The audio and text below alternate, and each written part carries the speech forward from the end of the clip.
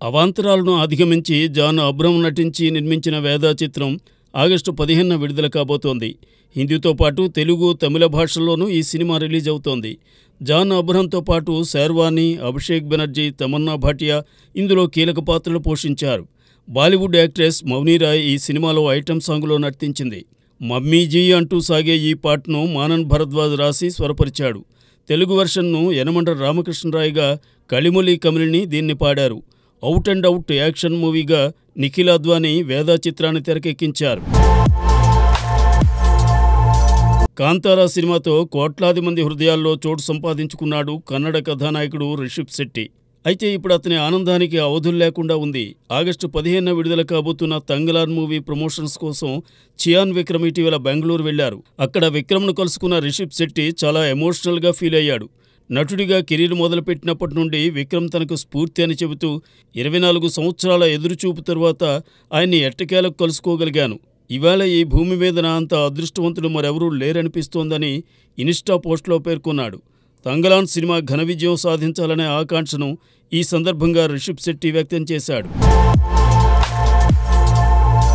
South Indian star heroine Nayanthara నటించిన Annapurni cinema గత ఏడాది డిసెంబర్లో థియేటర్లో విడుదలైంది. ఆ తర్వాత కొన్ని నెలలకే ఇది నెట్ఫ్లిక్స్లో దర్శనమిచ్చింది. థియేటర్లో విడుదలైనప్పుడు ఎవరూ పెద్దంత పట్టించుకోలేదు. కానీ ఓటీటీలో వచ్చిన తర్వాత మాత్రం ఈ చిత్ర కథాంశంపై విమర్శలు వెల్లువెత్తాయి.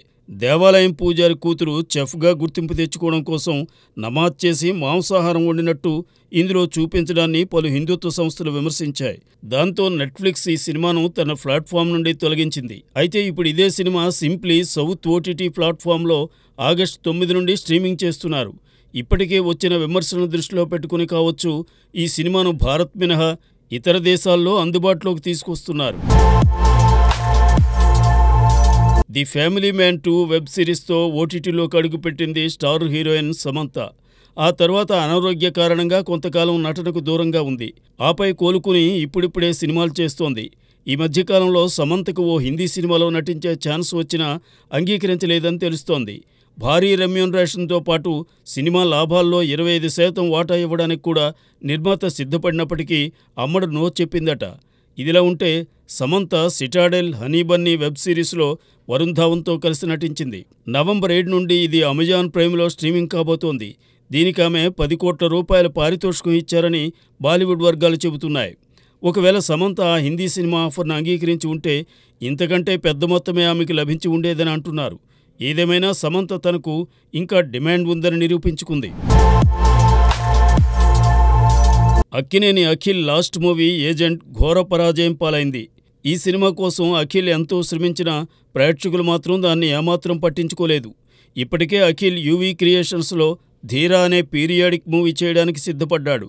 అయితే దాని ప్రీ ప్రొడక్షన్ వర్క్ ఆశించిన స్థాయిలో వేగంగా జరగకపోవడంతో సినిమా సెట్స్ పైకి వెళ్లడానికి మరింత సమయం పట్టేలా కనిపిస్తోంది.